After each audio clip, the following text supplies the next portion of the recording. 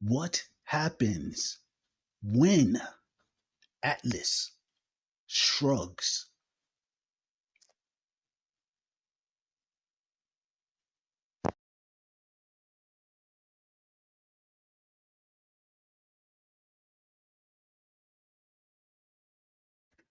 The United States, and by extension, the American president, holds tremendous global influence, especially in areas like trade, diplomacy, military alliances, and international finance.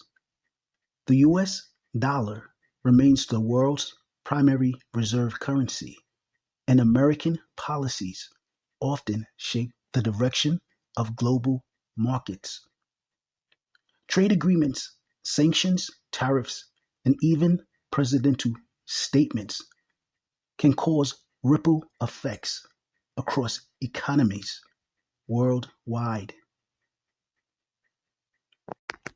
Like Atlas, bearing the heavens, the US president often seems to shoulder the weight of global stability, from nuclear deterrence and military alliances like NATO to economic decisions like interest rates, tariffs, and sanctions. Their choices can tip the balance of peace or crisis. But also, like Atlas, it's not a solo burden anymore. The interconnected world now involves many atlases. Leaders in China, the EU, Russia, India, and beyond all carry parts of that weight. Still, the US president's role is unique due to America's military reach, economic size, cultural influence, and central role in global institutions.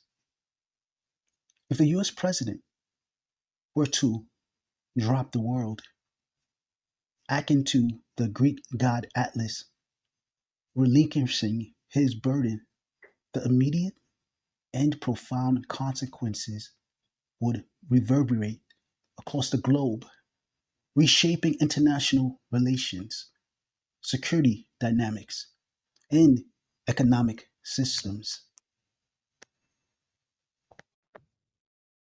If the American president, like the Greek titan, shrugged, borrowing from the imagery popularized by Ayn Rand's Atlas Shrugged, the metaphor takes on a different, though equally powerful meaning. In Rand's novel, when Atlas, symbolizing the productive and moral pillars of society, shrugs, he decides to stop bearing the weight of the world that exploits or undervalues him. It's not that he drops the world accidentally or collapses from exhaustion. Rather, he chooses to walk away in protest. So, if the American president, as a metaphorical atlas, were to shrug, the US might deliberately pull back from the global leadership roles, military commitments, peacekeeping, trade alliances, or climate agreements. This isn't a collapse, it's a deliberate disengagement, perhaps under an American First ideology. Without US leadership, international institutions like UN, NATO, World Trade Organization may falter. Economies that rely on US security or markets may suffer deeply, leading to chaos or power shifts. It would lead to a rise of a new order. If the US president purposely crashed the stock market, the consequences would be catastrophic, both economically and politically, at home and globally. The very idea implies a deliberate sabotage of the financial system by the most powerful elected official in the world, which is nearly unprecedented. The market would go into free fall.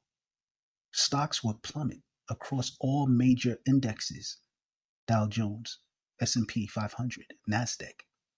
Panic selling would ensue, triggering circuit breakers, automatic market shutdowns to slow the crash. It would lead to a massive loss of wealth. Trillions of dollars in retirement savings, pensions, and investment portfolios would vanish. Middle class Americans who rely on 401ks and IRAs would be especially hard hit. It would lead into a recession or depression. A crash driven by presidential action would destroy business confidence. Companies would freeze hirings, lay off workers, and slash investments. The economy could spiral into a severe recession, if not a depression.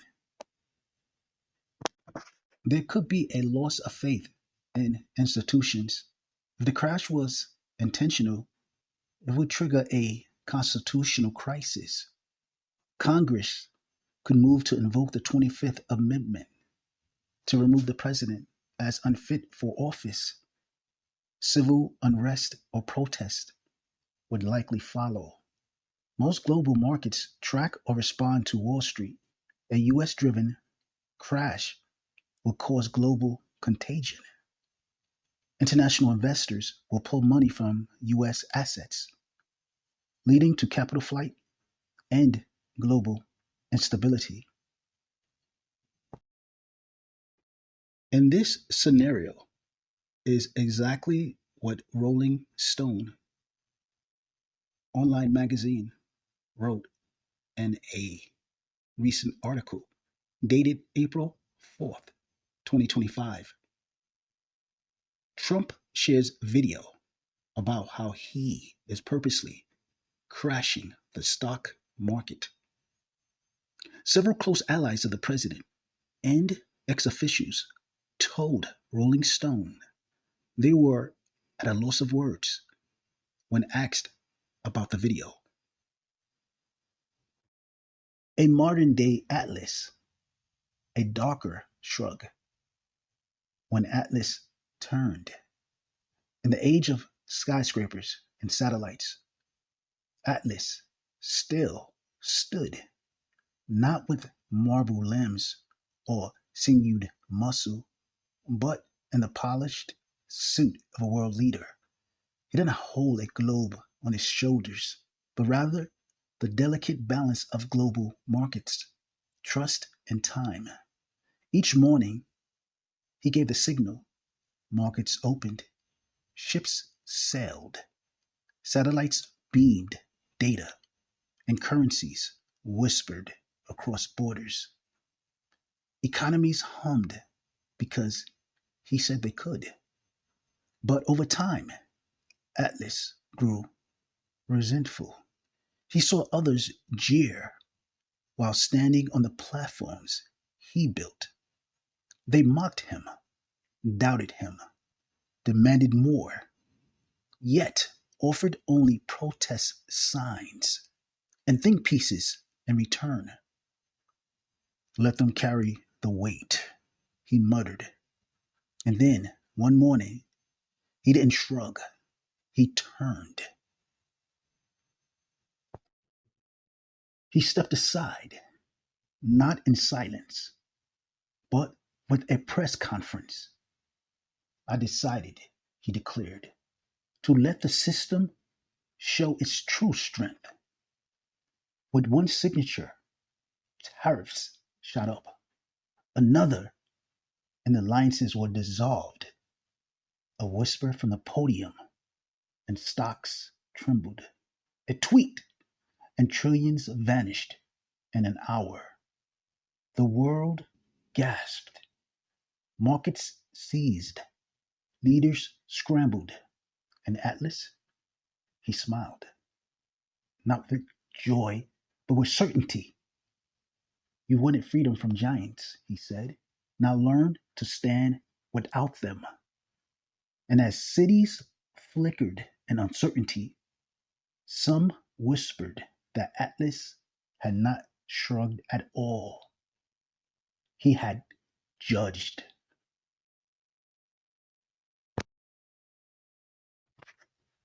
Another article by Fortune declares Donald Trump shares video claiming he's purposefully crashing the market, but then insists he doesn't want anything to go down. Newsweek. Trump shares a video claiming he's crashing stock market on purpose. And Forbes. Trump reposted a link on his Truth Social platform Friday morning to the minute-long video, which opened Trump is crashing the stock market this month, but he's doing it on purpose.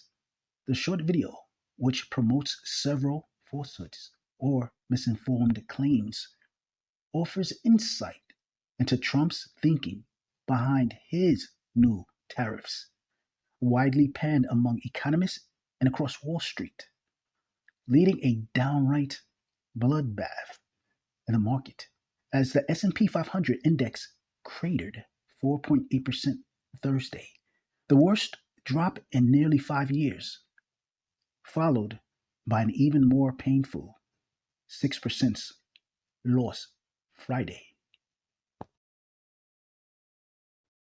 According to the video, which traces back to a March 15th post from a TikTok account with less than 18,000 followers, Trump is making a wild chess move and playing a secret game to force the Federal Reserve to lower interest rates and refinance a chunk of the federal government's 36 trillion in debt very inexpensively.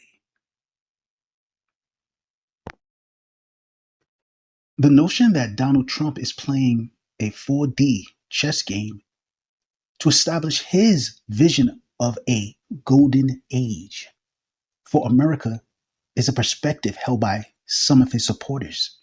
They view his unconventional strategies, such as aggressive trade policies and bold diplomatic moves, as part of a grand, multi layered plan to reshape the global order in favor of U.S. interest. President Trump's golden age vision is an ambitious and controversial plan to restore American dominance through economic protectionism, technological advancement, cultural independence, and a renewed sense of national purpose. While supporters view it as a necessary course correction, detractors warn of potential risks and unintended consequences.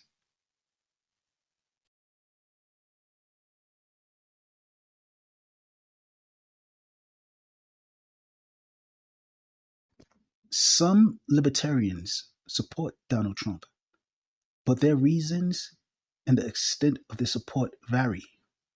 While many within the Libertarian Party have criticized Trump's policies, certain factions and individuals have found common ground with his platform. Let's call this gentleman Mr. AJ because he's banned in many social media platforms. He's considered a conspiracy theorist and founder of, let's call it, Information TV. He has expressed a complex and evolving political ideology that incorporates elements of libertarianism, paleoconservatism, and anti establishment populism. AJ has identified himself as a libertarian and a paleoconservative, emphasizing limited government, national sovereignty, and individual liberties. He has also described his ideology as a blend of constitutionalism and populism, aiming to challenge what he perceives as a corrupt political system dominated by elites. AJ is a vocal supporter of Donald Trump's vision of a golden age for America.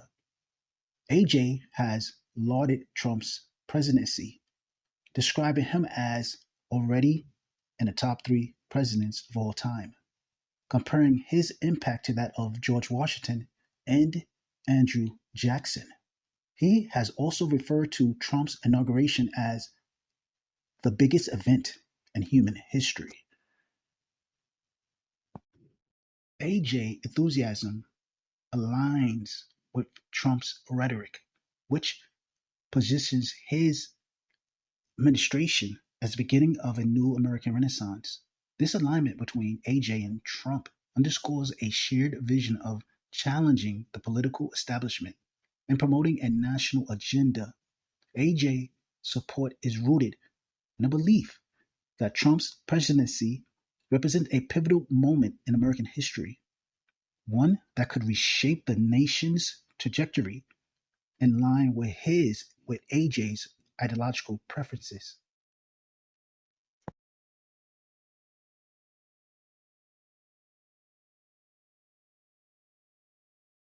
In one of his recent podcasts, AJ made a short 11-minute video. The title of the video was "The Globalists Only Have Two Moves That Can Thwart Trump's Bold Tariff Actions to Save the US Economy: Nuclear War or Stock Market Crash." AJ has frequently warned that the globalist elite have two primary strategies to undermine President Trump's economic policies, particularly his bold tariff actions aimed at revitalizing the US economy. One is initiating a nuclear war or triggering a stock market crash. AJ asserts that certain factions within the globalist establishment view nuclear war as a viable means to reset global power structures. He contends that these elites believe they can win a nuclear conflict despite the catastrophic consequences for humanity. Alternatively, AJ suggests that the globalists might engineer an economic collapse to destabilize the US economy and discredit Trump's economic agenda. He has previously predicted that a financial meltdown could lead to a widespread chaos and potentially a war, a world war. In this short 11-minute video, he gives his insight into this chess game being played with Trump on one side and the so-called group of elites that he called globalists on the other side. This is a very interesting video. I'm going to take some quotes from the video to emphasize what his take on this global chess game, where it's going, the directions it's heading, and why. This is a quote from the video. Trump admits to purposely crashing the market in wild chess move. AJ frequently refers to a group he labels the globalists, whom he accuses of orchestrating a vast conspiracy to undermine national sovereignty, promote authoritarianism, and implement a transhumanist agenda. While he does not always provide specific names, his rhetoric often targets individuals and organizations associated with global governance and elite power structures. AJ has consistently portrayed Donald Trump as a strategic player in a high stakes geopolitical game, likening his actions to a chess match against the so called globalists. AJ believes that Trump is deliberately challenging the global elite's power structures, viewing him as a key figure in the fight for national sovereignty and against what he perceives as a globalist agenda. AJ believes that Donald Trump holds a strategic advantage in his battle against the globalist elite, often stating that Trump holds all the cards in this high stakes geopolitical game. AJ portrays Trump as a decisive and powerful leader who's actively dismantling the globalist agenda.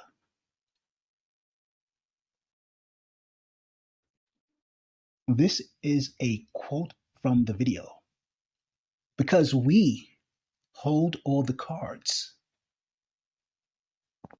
AJ has repeatedly claimed that Donald Trump and his supporters are in a powerful position in what he describes as a battle against globalists.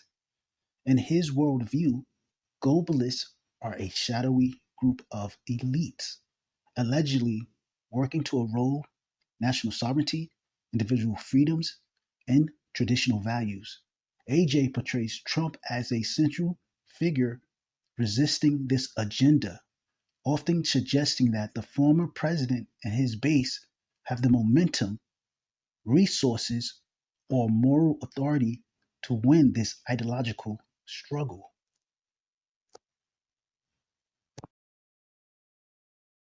This is another direct quote from the video.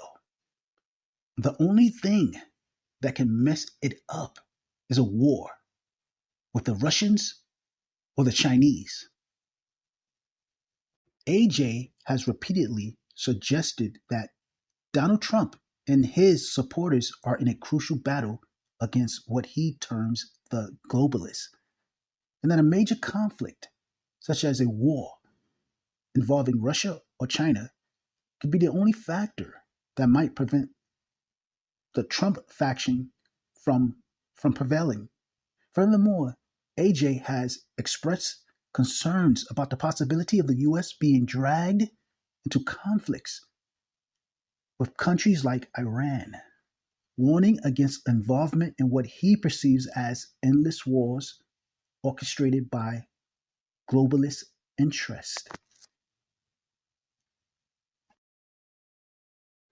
This is another direct quote from the video. The only way this fails is if the globalists set off a end weapon and a false flag and say the Russians did it or the Iranians did it, and they may be crazy enough to do it. AJ has repeatedly suggested that a false flag operation, particularly one involving Iran or Russia, could disrupt Donald Trump's agenda. He claims that such an event might be orchestrated by what he terms the deep state or globalists to undermine Trump's presidency and provoke global conflict. Is another direct quote from the video. Or if they, the globalists, or if they can get people to panic because the stock market is down. I don't care if it went down 90%. If that sucker crashes, and it's gonna, AJ has also warned that a stock market crash, especially one he believes could be engineered or exaggerated by the so called globalist or deep state, could be used to sow panic, discredit Donald Trump, and derail his agenda. In his narrative, such a crash would be part of a coordinated effort to create chaos and make voters lose faith in populist or nationalistic movements. AJ has often expressed a kind of defiant attitude towards financial collapse scenarios. He said things like he doesn't care if the market goes down 90% because he believes it would expose what he sees as the corrupt globalist system and usher in a great awakening. In his worldview, a market crash would punish elites, not patriots. The existing financial system is already manipulated and unsustainable, so its collapse is inevitable or even desirable. The people who support Trump and AJ's view are more self reliant and better prepared for economic hardship through prepping, gold, crypto, or rural living. This belief taps into a survivalist and anti establishment mindset where collapse isn't something to fear, it's something to prepare for and possibly even welcome as a way to reset society.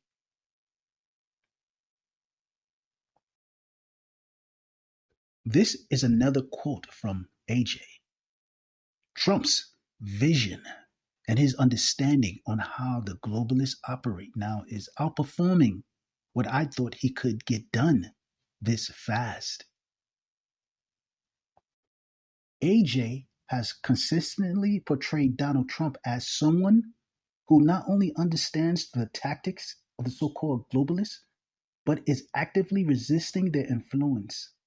AJ claims that he personally briefed Trump before the 2016 election, providing him with insights into the strategies and objectives of these elites.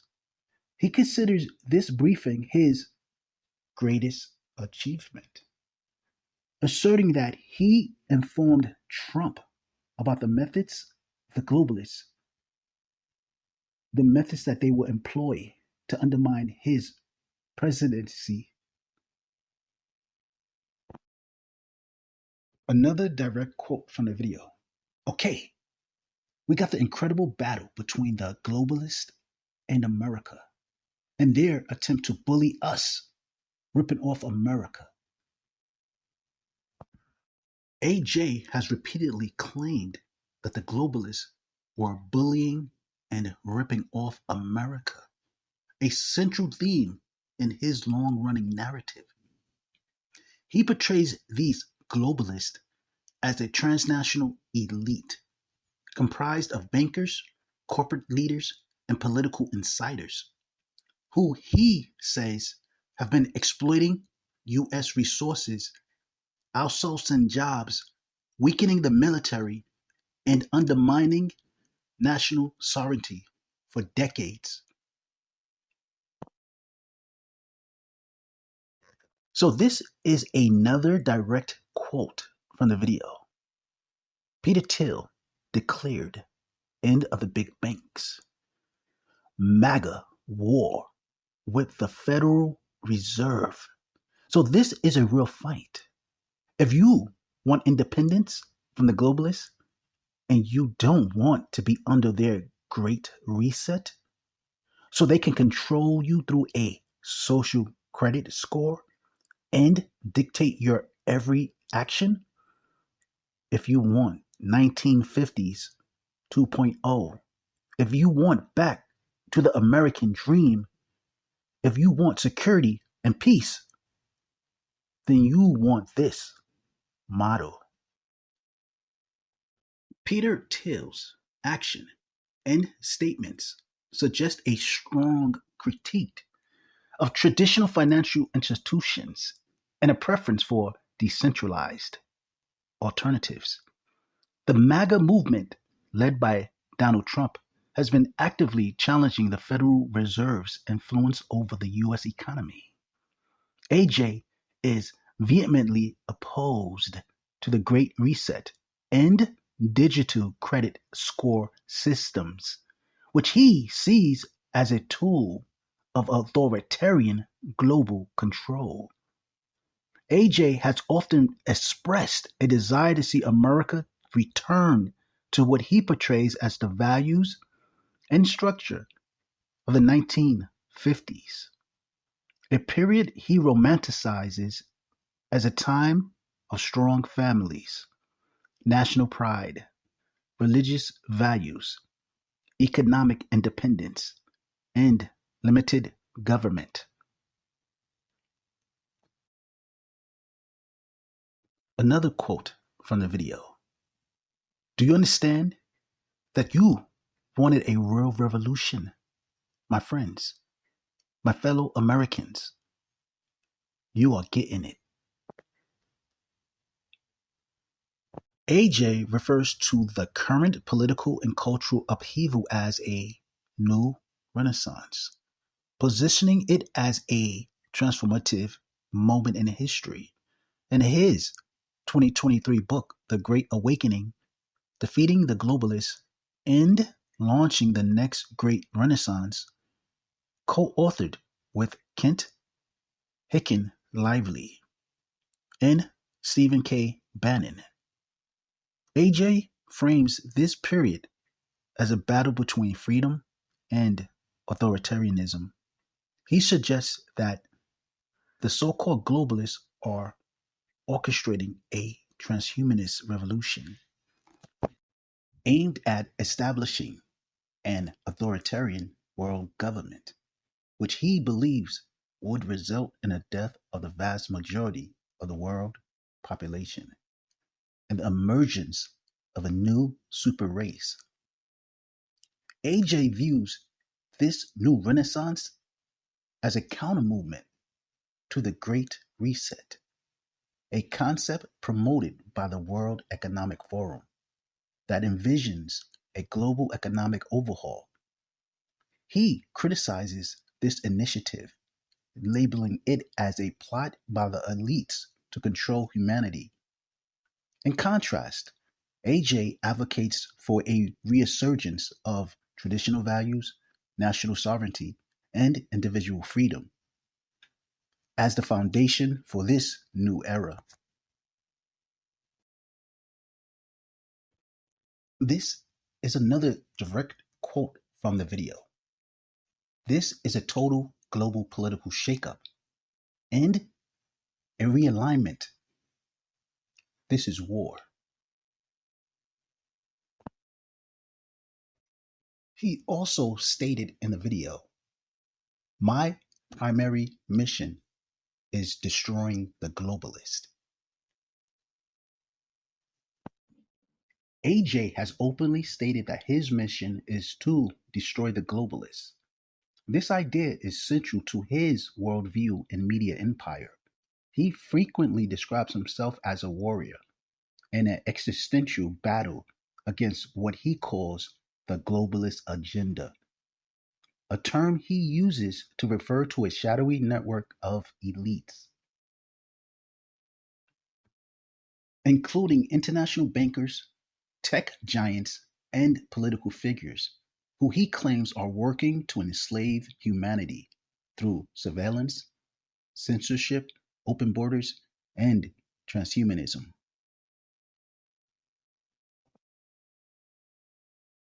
Another quote from this 11-minute video.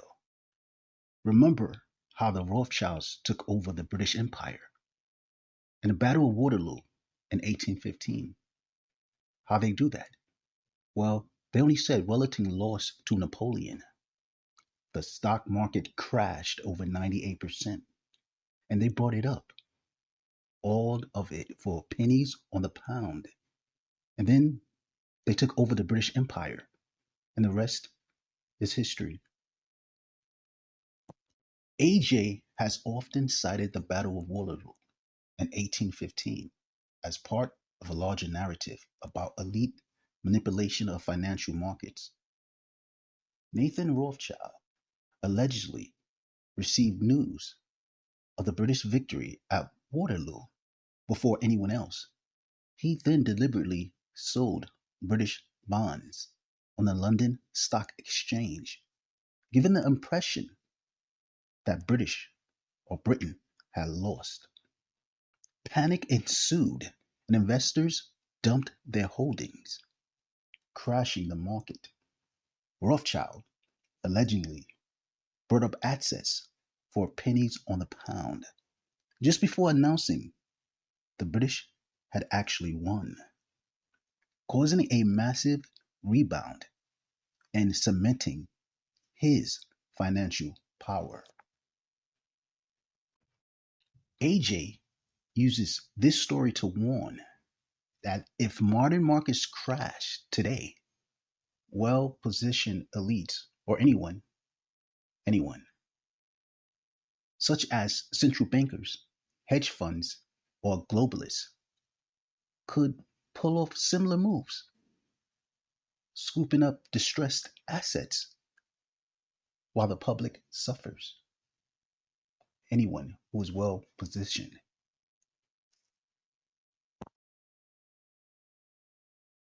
AJ frequently identifies himself as both a patriot and a libertarian, and he often uses symbolic American imagery, particularly the American flag and the Gadsden flag. Don't tread on me. To reinforce his ideological message. The American flag, AJ uses it as a symbol of national sovereignty, constitutional values, and resistance to what he sees as globalist corruption. For him, it represents the founding principles of the United States: limited government, individual liberty, and the right to bear arms.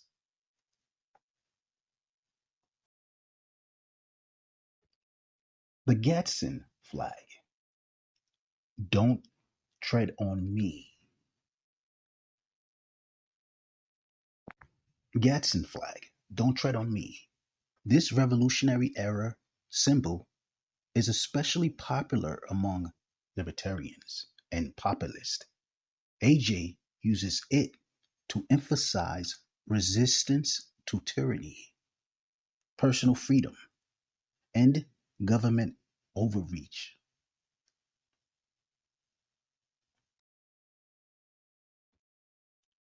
The historical Gadsden flag is frequently used to represent libertarianism in the US.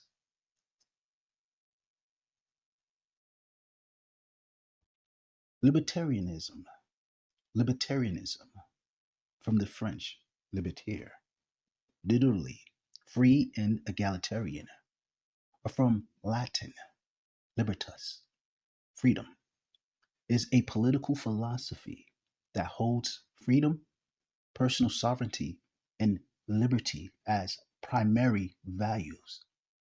Many libertarians believe that the concept of freedom is in accord with the non aggression principle, according to which each individual has the right to live as they choose, as long as they do not violate the rights of others by initiating force or fraud against them.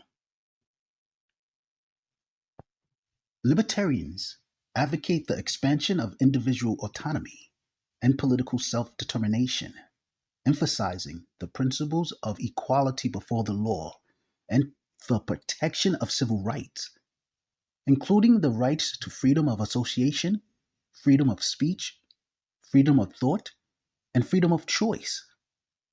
They generally support individual liberty and oppose authority, state power, welfare, militarism, and nationalism. But some libertarians diverge on the scope and nature of their opposition to existing economic and political systems.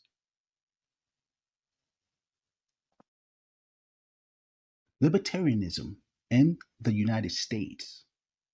In the United States, libertarianism is a political philosophy promoting individual liberty. According to common meanings of conservatism and liberalism in the United States, libertarianism has been described as conservative on economic issues and liberal on personal freedom, though this is disputed. The movement is often associated with a foreign policy of non interventionism. Broadly, there are four principal traditions within libertarianism, namely the libertarianism that developed in the mid 20th century out of the revival tradition of classical liberalism in the United States after liberalism associated with the New Deal.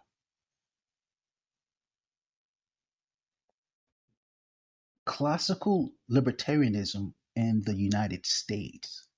Some key figures were Thomas Jefferson. Later, thinkers like Murray Rothbard, Ludwig von Mises, and politicians like Ron Paul. The core principles of this group is minimal government. The state's only role should be to protect life, liberty, and property. They believe in free markets, strong belief in laissez-faire capitalism, and individual liberty, maximal personal freedom, as long as others' rights aren't violated. And in politics, non interventionist foreign policy. They oppose empire building, foreign wars, or entangling alliances. And they have skepticism of central banks, particularly the Federal Reserve. The libertarianism developed in the 1950s by anarcho-capitalist author Murray Rothbard, who based it on the anti-New Deal alt-right. But the libertarianism associated with the Libertarian Party, which was founded in 1971, included politicians such as David Nolan and Ron Paul. The libertarianism of Murray Rothbard is one of the most radical and philosophical rigorous versions of libertarian thought. Often called the father of anarcho-capitalism, Rothbard combined Austrian economics, natural rights theory, and radical anti-statism into a uniquely American political philosophy. The libertarianism of Ron Paul is a distinctive blend of constitutionalism, non-interventionism, sound money advocacy, and personal liberty, rooted in the classical liberal tradition, but energized by modern populist concerns. He is often considered the most prominent political figure to bring libertarian ideas into mainstream American politics in the 21st century. This is a direct quote from Dr. Ron Paul. We are witnessing the collapse of a fake financial system. Quote from Ron Paul. Dr. Ron Paul has recently discussed the collapse of the current financial system, emphasizing that the US dollar is in a bubble and warning of an impending financial crisis. He attributes this instability to the Federal Reserve's monetary policies, which he believes have led to economic distortions and unsustainable debt levels. Paul advocates for a return to sound money, such as gold and silver, and supports the use of cryptocurrencies like Bitcoin as alternatives to fiat currency. Dr. Ron Paul and his views were broadcasted in a video. The video is called "We Are Witnessing the Collapse of a Fake Financial System."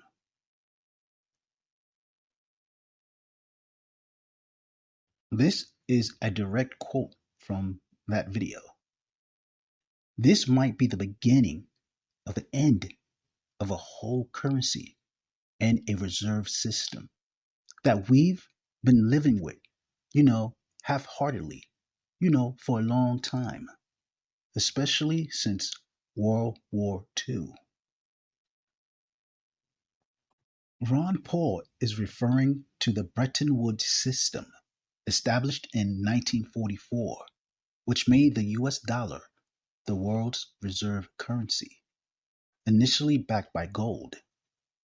After the US abandoned the gold standard in 1971 under Nixon, often called the start of the fiat dollar era, the dollar remained dominant in global trade, especially for oil, the so called petrodollar system.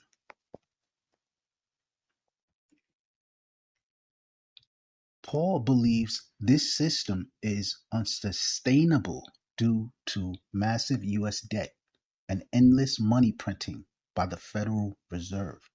He believes it's artificial because it relies on confidence rather than intrinsic value. It's detrimental to the US because it enables war, welfare spending, and central banking distortions worldwide.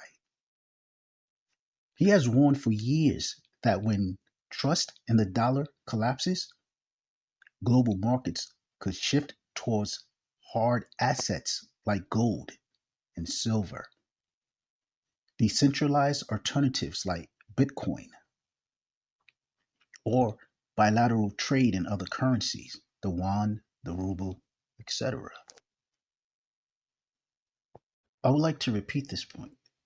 He has warned for years that when trust in the dollar collapses, global markets could shift towards hard assets like gold and silver, decentralized alternatives like Bitcoin, bilateral trade in other currencies like the Chinese yuan or the Russian ruble.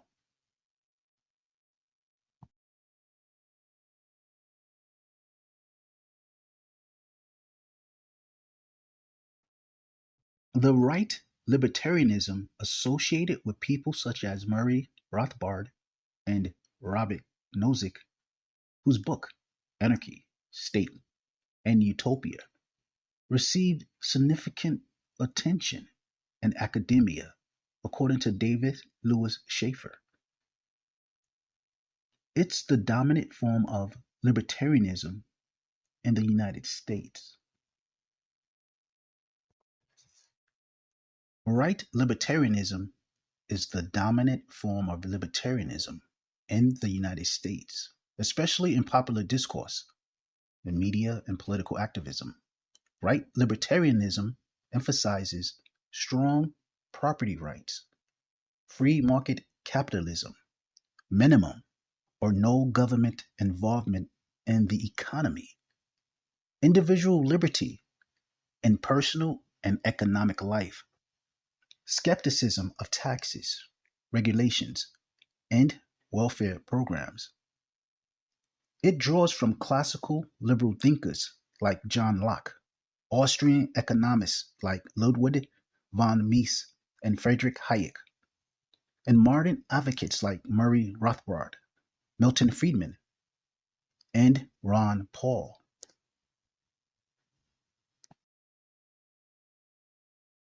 The major libertarian party in the United States is the Libertarian Party.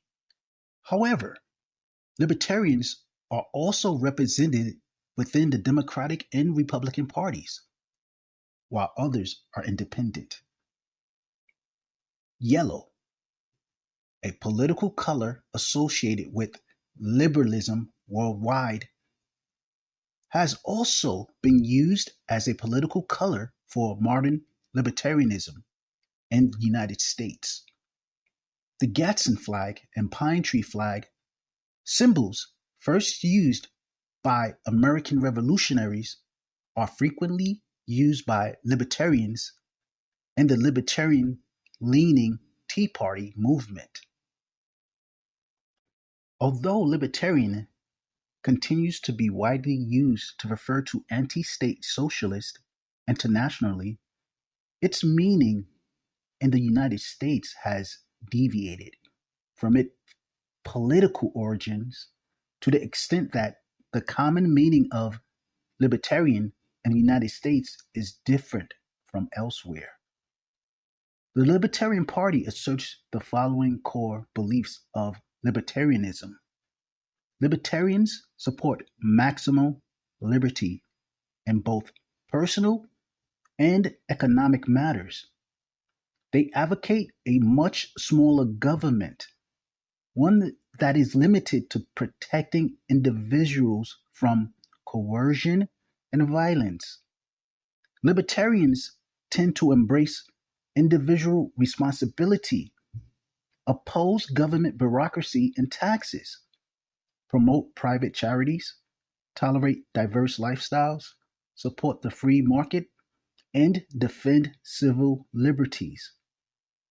Libertarians have worked to implement their ideas through the Libertarian Party, the Free State Project, agorism, and other forms of activism.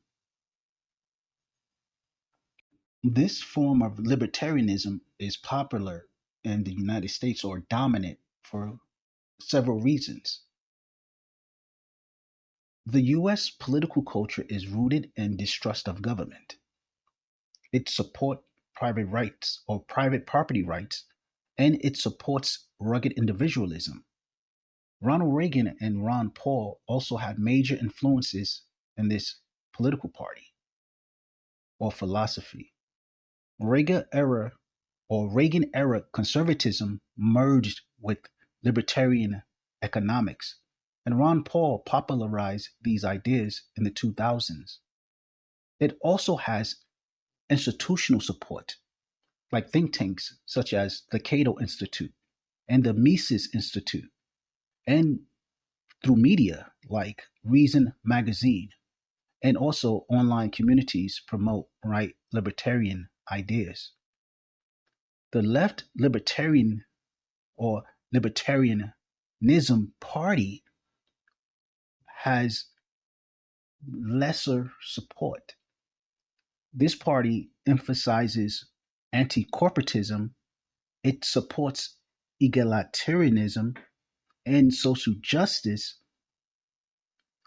It exists, but is far less influential in mainstream US politics. There has been an alliance between the philosophy objectivism and libertarianism, but this alliance has been historically tense, but occasionally cooperative. Objectivism and libertarianism. Ayn Rand's philosophy of objectivism has been and continues to be a major influence on the right libertarian movement, particularly libertarianism in the United States. Many right libertarians justify their political views using aspects of objectivism.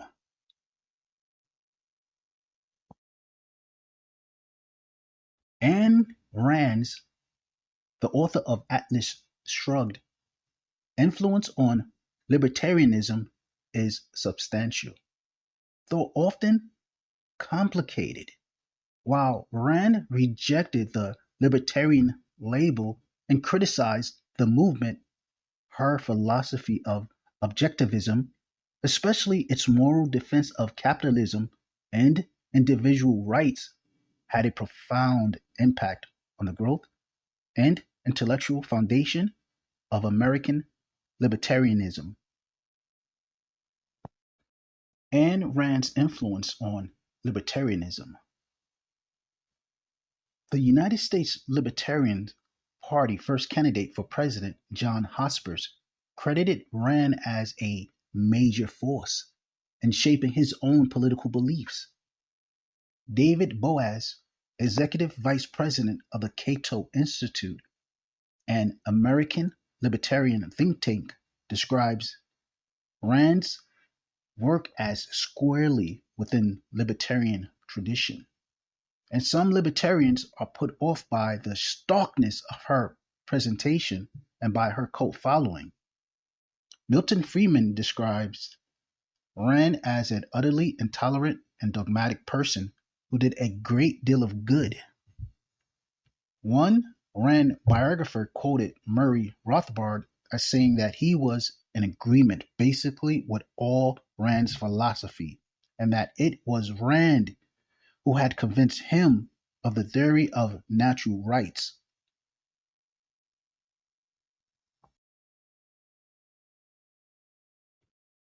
Some objectivists have argued that objectivism is not limited to Rand's own positions on philosophical issues and are willing to work with and identify with the libertarian movement. This stance is most clearly identified with David Kelly, who separated from the Ayn Rand Institute because of disagreements over the relationship between objectivists and libertarians. Kelly's Atlas Society has focused on building a closer relationship between open objectivists and the libertarian movement. Ayn Rand's view on libertarians. Rand condemned libertarianism as being a greater threat to freedom and capitalism than both modern liberalism and conservatism. Rand rejected any affiliation with the libertarian movement, and many other objectivists have done so as well. Of libertarians, Rand said, they're not defenders of capitalism. They're a group of publicity seekers. Most of them are my enemies.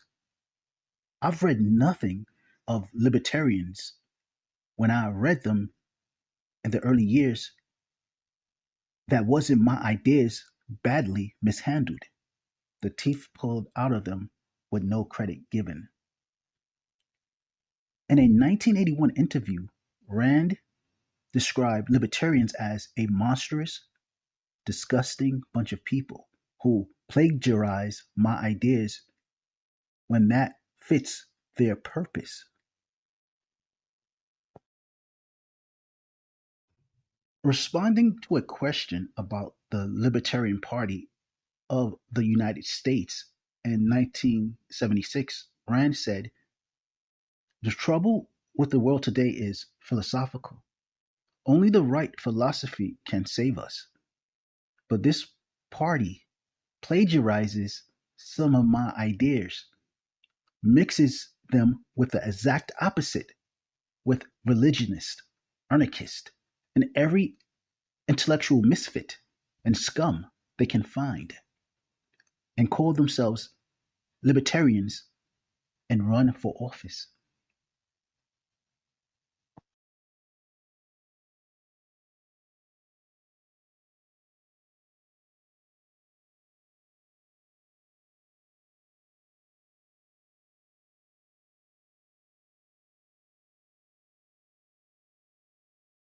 Atlas in Greek mythology. In Greek mythology, Atlas, a titan condemned to hold up the heavens or the sky for eternity.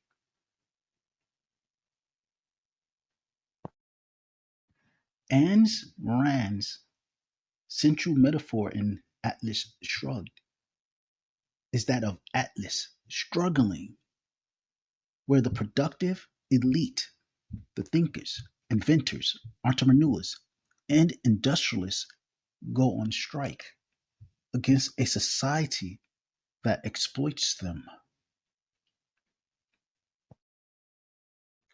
Ayn Rand, Alice O'Connor, born Elisa Rosenbaum, February the 2nd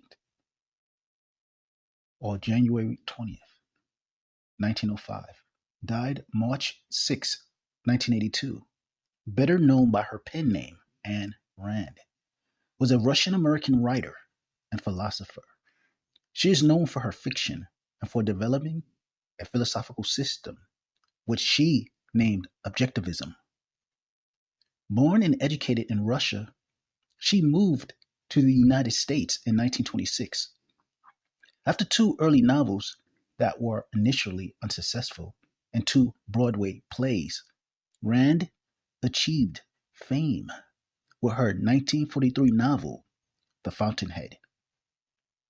In 1957, she published her best selling work, the novel Atlas Shrugged. Afterward, and to her death in 1982, she turned to nonfiction to promote her philosophy, publishing her own periodicals and releasing several collections of essays. Rand advocated reason and rejected faith in religion. She supported rational and ethical egoism as opposed to altruism and hedonism. In politics, she condemned the initiation of force as immoral and supported laissez faire capitalism, which she defined as the system based on recognizing individual rights, including private property rights. Although she opposed libertarianism, which she viewed as anarchism, Rand is often associated with the modern libertarian movement in the United States.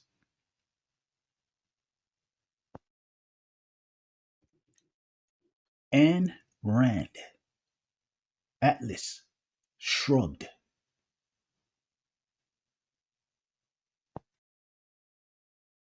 Ayn Rand, Atlas Shrugged.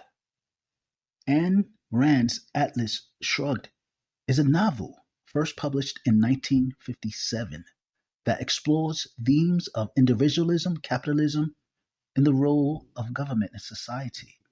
It's considered Rand's magnum opus and one of the cornerstones of her philosophy, which she called objectivism. The book presents a dystopian world where the most productive members of society, scientists, business people, and innovators, begin to disappear as they grow disillusioned with a society that rewards mediocrity and punishes success. The main protagonist is Dagny Taggart, a brilliant businesswoman trying to keep her family's railroad running in the face of a collapsing economy. While the world around her descends into chaos due to government intervention and the rise of collectivism, meanwhile, John Galt, a mysterious figure, embodies Rand's idea of the self made individual who refuses to participate in a society that stifles innovation and rewards laziness. The novel asks, who is John Galt? A question symbolizing the search for meaning in a world that seems to be falling apart, and ultimately reveals Galt as the embodiment of the novel's philosophical core that the individual should live for their own sake, and that reason and self interest are the highest virtues. It's a provocative, often controversial work because of its staunch defense of capitalism and individualism, and its criticism of altruism and collectivism.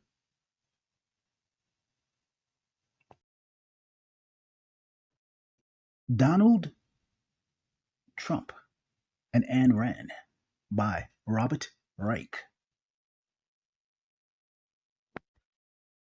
Donald Trump has mentioned Ayn Rand as one of his favorite authors, particularly praising her novel, The Fountainhead. In a 2016 interview with USA Today, Trump said it relates to business, beauty, life, and inner emotions. That book relates to everything. Donald Trump on The Fountainhead. He expressed admiration for the protagonist, Howard Rourke, calling him a guy who doesn't give up and doesn't care what anyone thinks. Donald Trump has called Rand his favorite writer and said he identifies with Howard Roark, the protagonist of the novel The Fountainhead, an architect who dynamites a housing project he designed because the builders did not precisely follow his blueprints.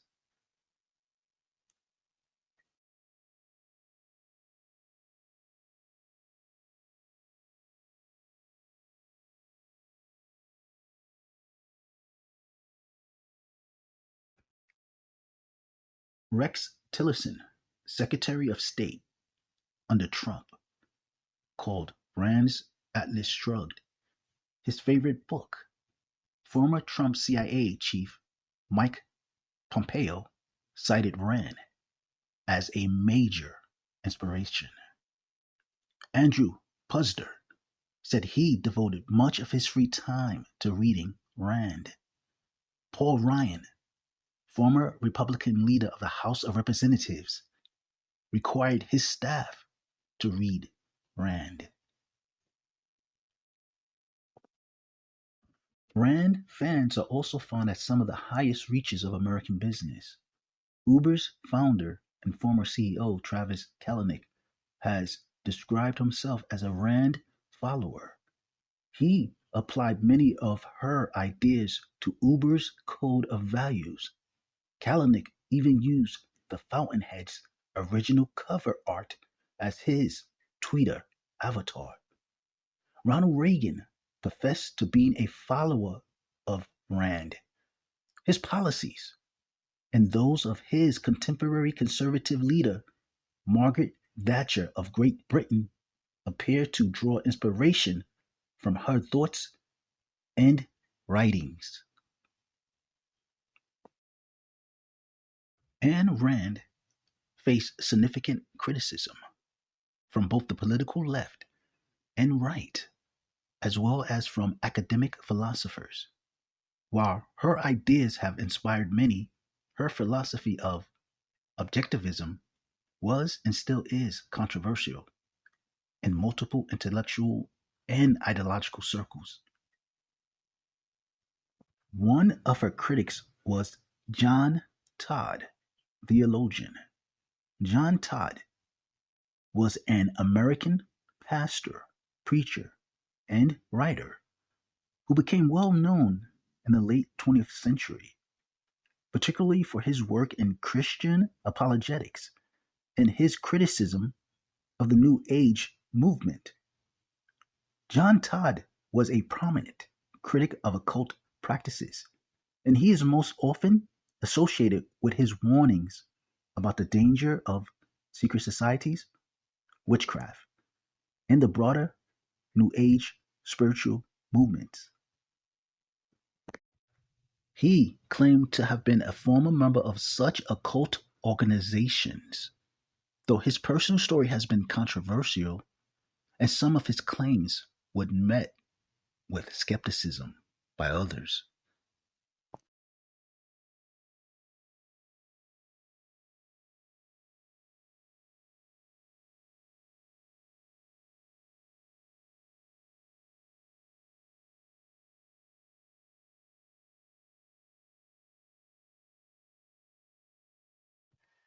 John Todd, conspiracy theorist. John Wayne Todd, born May 19th, 1949, died November 10th, 2007, also known as John Todd Collins, Lance Collins, Chris Sarin Collins, and Christopher Collins, was an American speaker and conspiracy theorist.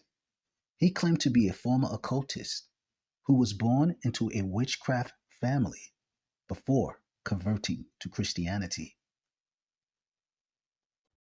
In his public appearances, Todd made a variety of claims about witches, Satanists, and the Illuminati, who he alleged was conspiring against Christians.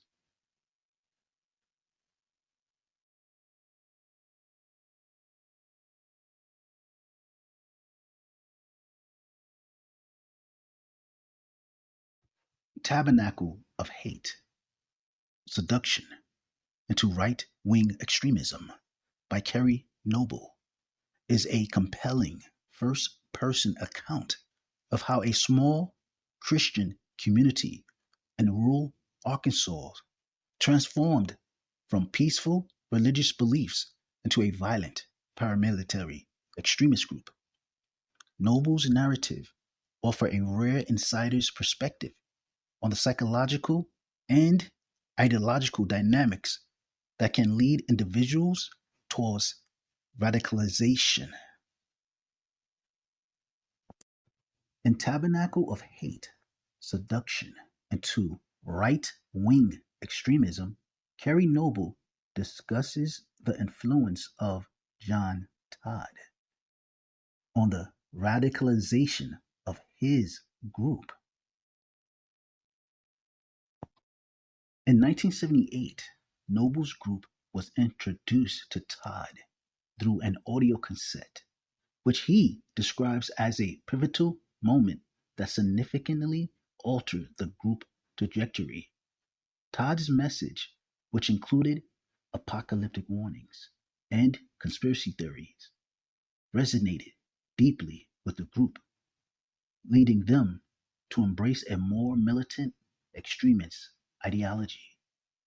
Noble reflects on this period, noting how Todd's prediction about societal collapse and the Illuminati.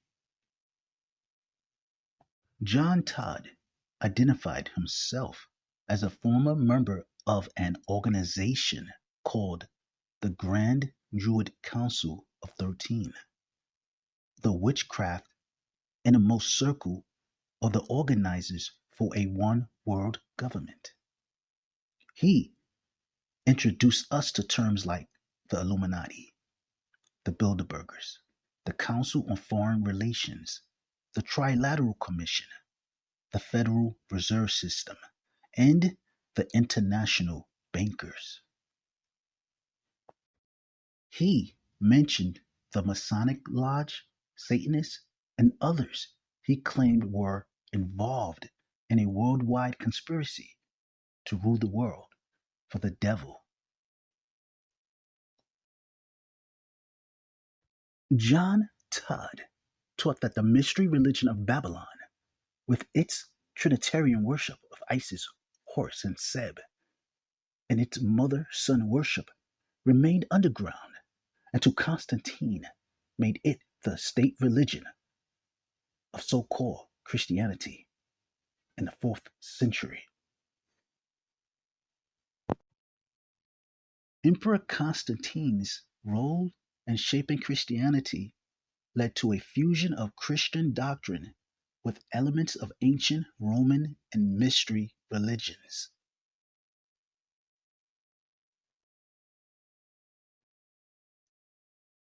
But the eye opener for me came with a novel that Todd mentioned, Ayn Rand, who wrote Atlas Shrugged.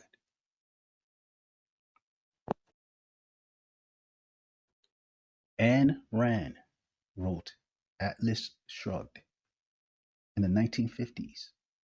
I read its 1,100 plus pages in less than 2 days.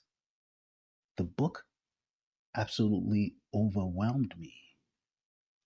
Atlas Shrugged, according to Todd, was the code book about the takeover plan of the Illuminati. Todd revealed the code, which laid out how the government would cause the collapse of the United States and then other countries. According to John Todd, the secret to Atlas Shrugged was in knowing the code. John Galt was supposed to be Philippe Rothschild, head of the Illuminati at that time. Dagny Taggart was Ayn Rand herself, Rothschild's mistress. Dagny's brother was Combined Railroad Systems, John White was David Rockefeller, head of the American arm of the Illuminati.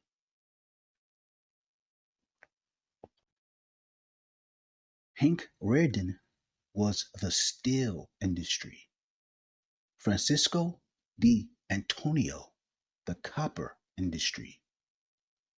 And the piracy itself that was occurring at the time. Gold de Antonio and the pirate formed the Rothschild Tribunal.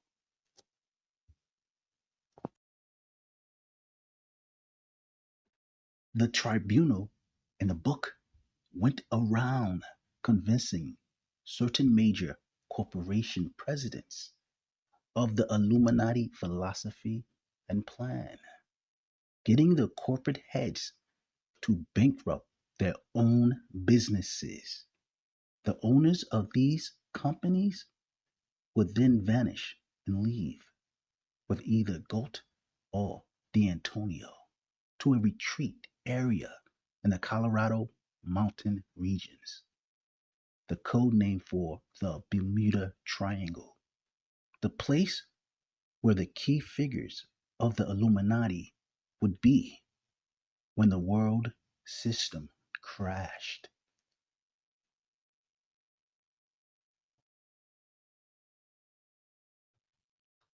As these corporations were bankrupting themselves, the tribunal began setting off riots, plane and train wrecks, grain bin explosions, inflation, a stock market crash by means of the gold price, and other ways of causing more panic and more governmental controls. We view these events as current in America.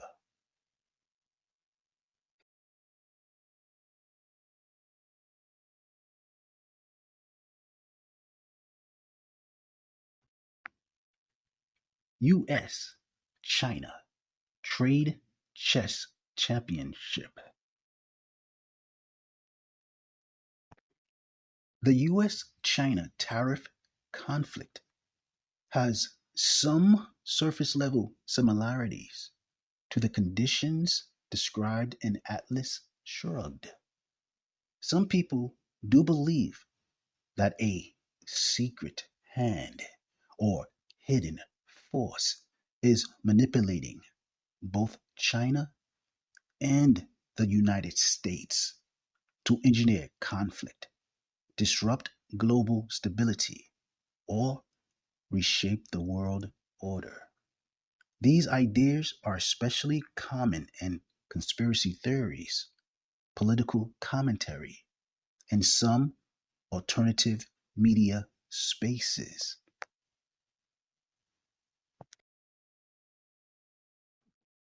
Claims that a network of global financial elites, think tanks, or organizations like the World Economic Forum, IMF, etc., are orchestrating conflict to centralize control.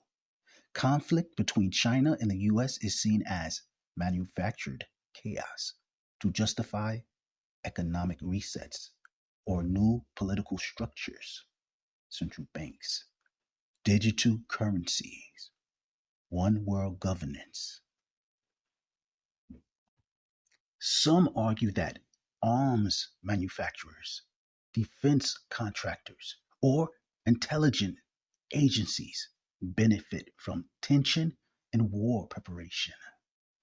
The idea that central banks or financial institutions manipulate currency, trade policy, and inflation to engineer economic dependency or collapse. Crises are seen as opportunities to implement new systems like the digital currencies or new Bretton Woods type agreements. A common theme in conspiracy theory circles: create problems, US-China tension, provoke a reaction, fear, economic disruption, and then offer a solution, more centralized global control. Some people do believe that microchips, digital IDs, or central bank digital currencies, CBDCs, could be the modern fulfillment of the mark of the beast, described in the book of Revelation. He causes all, both small and great, rich and poor, free and slave, to receive a mark on their right hand or on their foreheads, and that no one may buy or sell except one who has the mark. The book of Revelation, chapter 13, verse 16 to 17.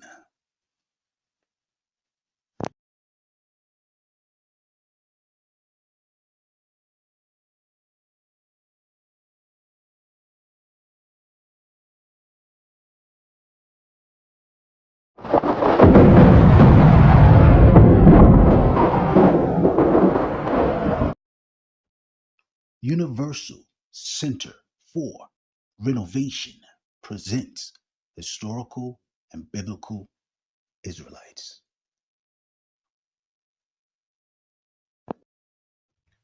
This video was strictly for educational purposes and commentary. This video was a biblical and secular historical literature, so I hope you enjoyed it.